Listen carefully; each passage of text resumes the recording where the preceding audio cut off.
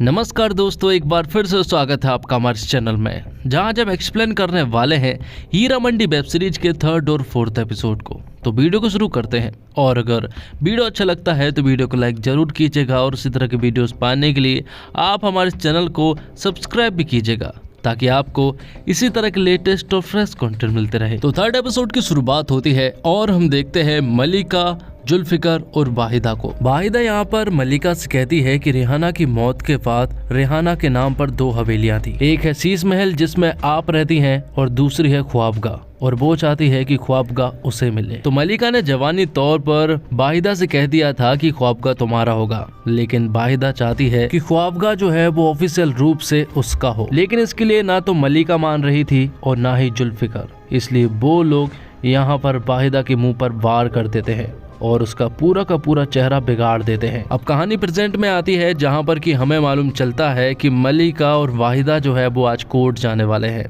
दरअसल में रेहाना के कुछ रिश्तेदार वाले लोग हैं जिन्होंने कोर्ट में अपील की है कि ख्वाबगाह जो है वो उनका है। लेकिन मलिका ने यहाँ पर वाहिदा से वादा किया है कि जैसे ही वो कोर्ट का केस जीत जाते हैं वैसे ही वो ख्वाबगाह को उसके नाम कर देगी। तो अब कोर्ट में हम देखते हैं कि रेहाना के रिश्तेदार का वकील जो है वो ख्वाबगाह की मांग कर रहा था, लेकिन मलिका कहती है कि ख्वाबगाह के ना तो पेपर्स है और ना ही उसका कोई ऑफिशियल मालिक है। और रही बात ख्वाबगाह की, तो उसकी चाबियां जो है वो उसके पास है, तो इसके कारण ख्वाबगाह जो है वो उसका हुआ। यहीं पर हम फरीदन को भी देख पाते हैं जो कि ये सब कुछ होता हुआ देख रही थी। और तभी यहाँ पर मलिका जो है वो कुछ ऐसी बात बोल देती है जिस वजह से रेहाना के कुछ लोग जो है वो मलिका का गिरेबान पकड़ लेते हैं, जिस वजह से ये केस जो है वो मलिका जीत जाती है। और केस जीतने के बाद मलिका ख्वाबगाह की चाबियां जो है वो वाहिदा के हाथ में थमा देती है।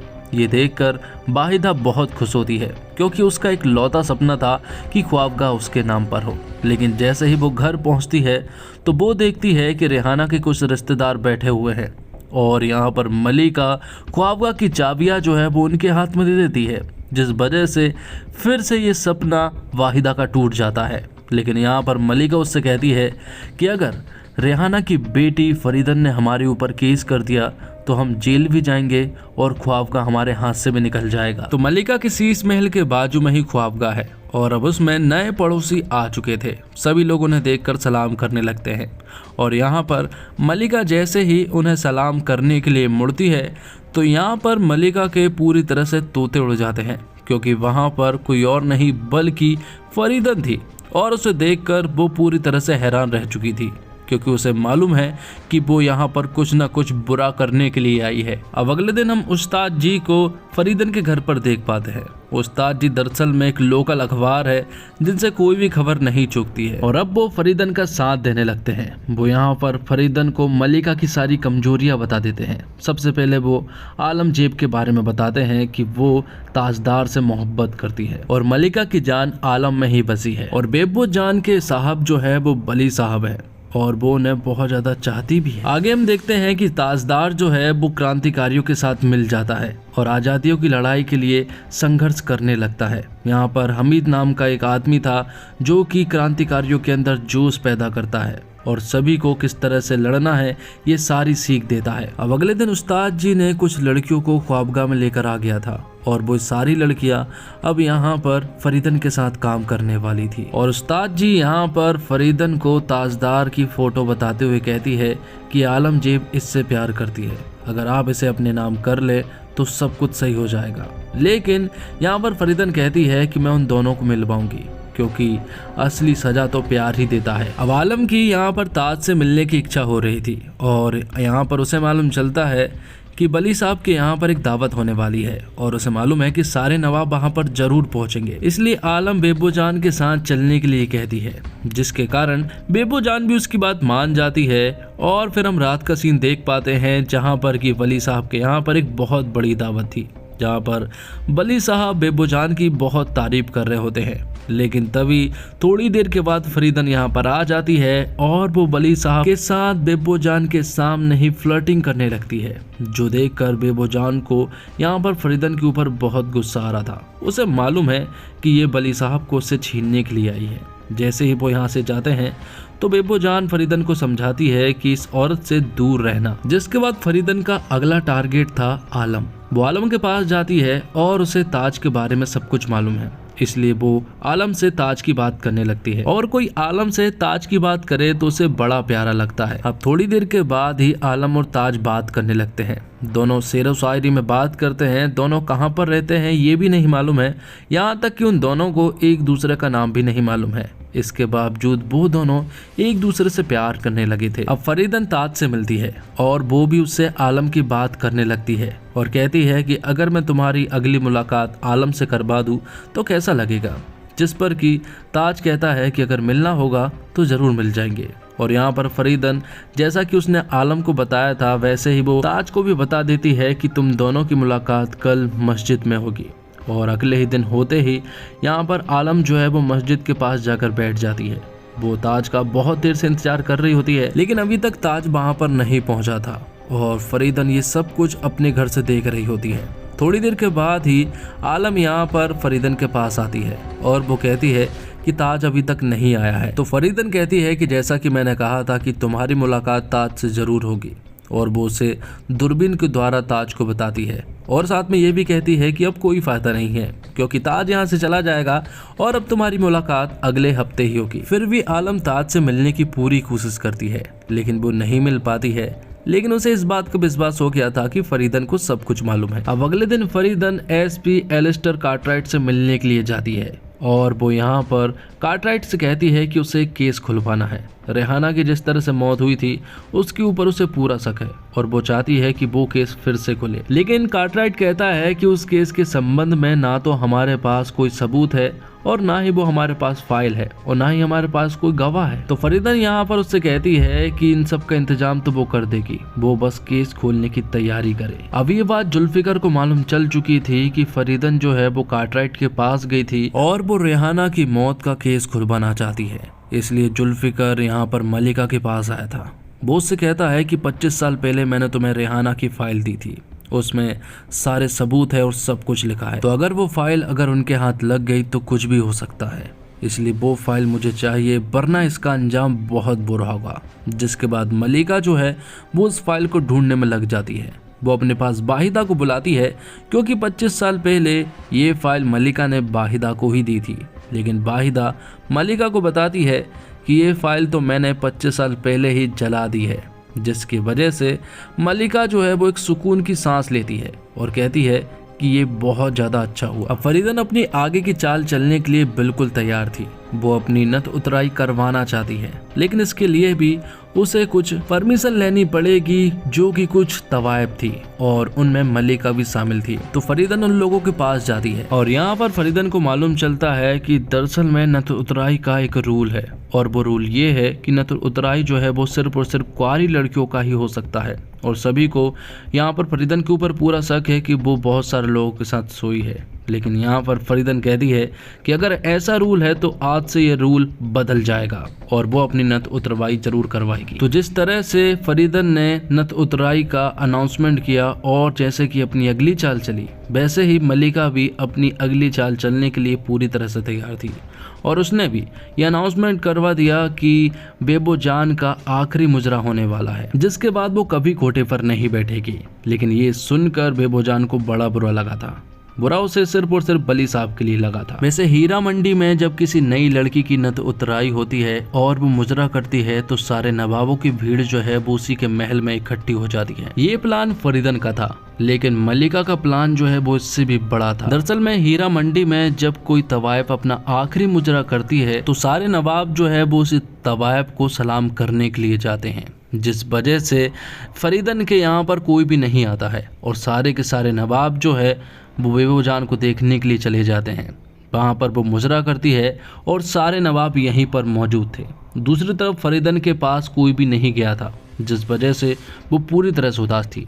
थोड़ी देर के बाद यहाँ पर मलिका आ जाती है और यहाँ पर वो उससे कहती है कि तुम्हारी चाल फीकी रही, लेकिन यहाँ पर फरीदन कहती है कि ये चाल तो तुम जीत गई, लेकिन आगे तैयार रहना। और इसी के साथ एपिसोड 3 यहीं पर खत्म होता है। तो अब 4th एपिसोड की शुरुआत होती है, जहाँ पर कि हम देखते हैं कि फरीदन की नथ उतराई पर कोई भी नवाब नहीं आए थे, जिस वजह से वो पूरी तरह से दुखी थी। लेकिन तभी यहाँ पर बली साहब आ जाते हैं और फरीदन बली साहब को देखकर खुश हो जाती है। बली साहब यहाँ पर फरीदन को बताते हैं कि कल रात ही उन्होंने बेबो जान को एक आखिरी सलाम दे दिया है।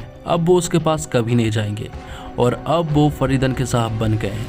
ये सब कुछ दूर से बेबो जान देख रही थी और वो भी पूरी तरह से दुखी थी, क्योंकि कहीं ना कहीं वो वली साहब को चाहती थी। आगे हम देखते हैं कि मलिका जब अपने कमरे में थी तो समा यहाँ पर गाना गुनगुनाते हुए आती है और उसकी आवाज़ आलम से भी अच्छी है और ये बात मलिका भी बहुत अच्छे से जानती है। मलिका यहाँ पर समा की तारीफ तो करती है, लेकिन वो ये सब कुछ होता हुआ बिल्कुल नहीं देख सकती है। उसकी माँ समा के पास आती है और समा से कहती है कि तुम्हें बेच दिया गया है 10,000 रुपए में, क्योंकि तुम आलम से अच्छा गाती हो और मलिका इस वजह से तुम्हें यहाँ पर कभी भी नहीं होने दे सकती है। जबकि समा जो है वो किसी और से प्यार करती है, उसका नाम इकबाल है और इकबाल एक क्रांतिकारी है। इकबाल यहाँ पर समा से वादा करता है कि वो 10,000 रुपए मलिका को देगा और वो उसे यहाँ से लेकर जाएगा। और ये बात समा जो है वो अगले ही दिन मलिका को बताती है कि वो किसी और से प्यार करती है और अगर उन्होंने 10,000 रुपये लाकर दे दिए तो क्या वो यहाँ से रिहा हो जाएगी, जिस पर कि मलिका जो है वो पूरी तरह से हाँ कर देती है।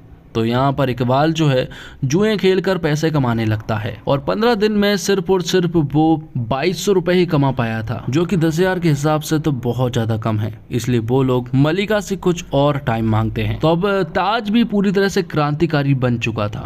वो हमीद की सारी बातें मानने लगा था और हमीद यहाँ पर ताज को एक काम देता है। वो ताज को कुछ पोस्टर देता है और शहर में लगाने के लिए कहता है और जैसे ही वो शहर में जाता है तो उसकी मुलाकात होती है आलम से।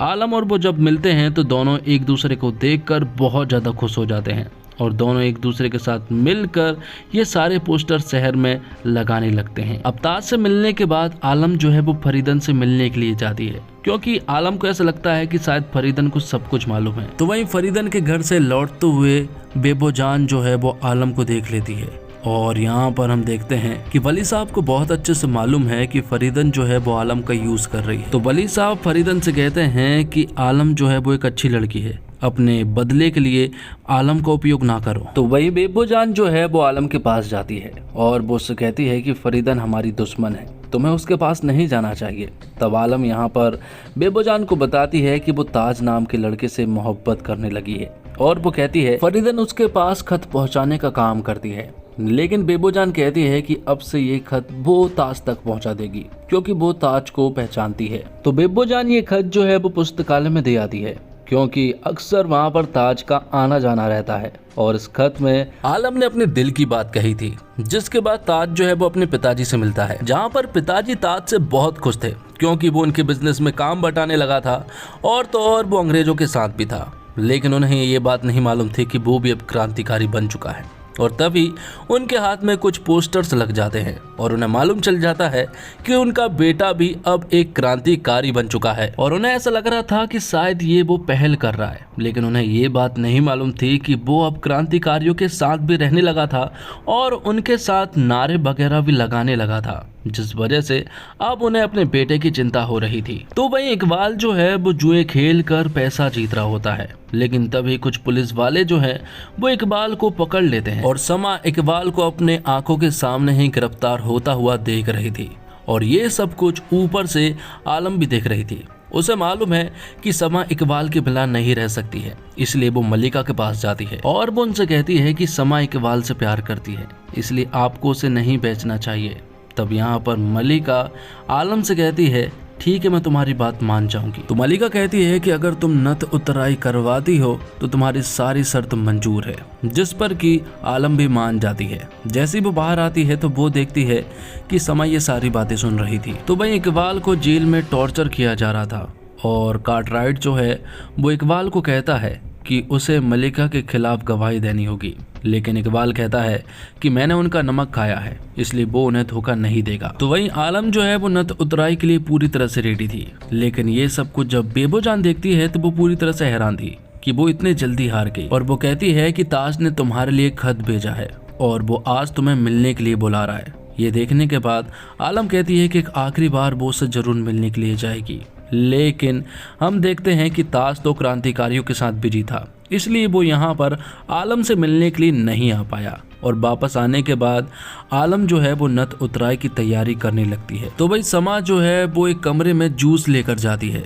और उसे मालूम है कि आलम ने उसके लिए जो कुछ किया है वो उसका एहसान कभी नहीं चुका पाएगी, लेकिन वो भी उसके लिए कुछ ऐसा करना चाहती है कि वो उसे हमेशा याद रखे। तो वहीं फरीदा ने एक चिट्ठी लिखी और आलम के पास भिजवाई और उससे कहलवाया कि ये ताज ने भिजाई है, जबकि ये सब कुछ तो फरीदन की अगली चाल थी। जिसके बाद आलम जो है वो समा से मिलती है। समा यहाँ पर आलम से कहती है कि कुछ भी हो जाए तुम्हें यहाँ पर नहीं रहना चाहिए और तुम्हें यहाँ से चले जाना चाहिए। जैसे ही बेबो जान आलम के पास आती है तो वो देखती है कि आलम यहाँ से जा चुकी है। आलम डायरेक्ट फरीदन के पास जाती है जो कि एक बग्गी में थी और फरीदन उससे कहती है कि तुम्हें यहाँ से तुरंत निकल जाना चाहिए। आलम को ऐसा लग रहा था कि वो गलत कर रही है, लेकिन फरीदन उसे समझाती है कि प्यार में कुछ भी गलत सही नहीं होता है। जिसके बाद बेबो जान मलिका के पास जाती है और वो कहती है कि आलम भाग गई है। तो सारी बत्तियां बुझा दी जाती है और आखिर में हम देखते हैं कि मलिका के नाक से खून बह रहा था और उसी के साथ 4th एपिसोड यहीं पर खत्म होता है। तो उम्मीद करता हूं दोस्तों कि आपको ये वीडियो पसंद आई होगी। वीडियो पसंद आई हो तो वीडियो को लाइक जरूर कीजिएगा और चैनल को भी सब्सक्राइब कीजिएगा ताकि मैं अगले एपिसोड की वीडियो जो है वो जल्द से जल्द अपलोड कर सकूं। मिलते हैं एक और कमाल की वीडियो के साथ, तब तक के लिए आप हमारे चैनल के साथ बने रहिए। धन्यवाद। जय हिंद, जय भारत, जय श्री राम।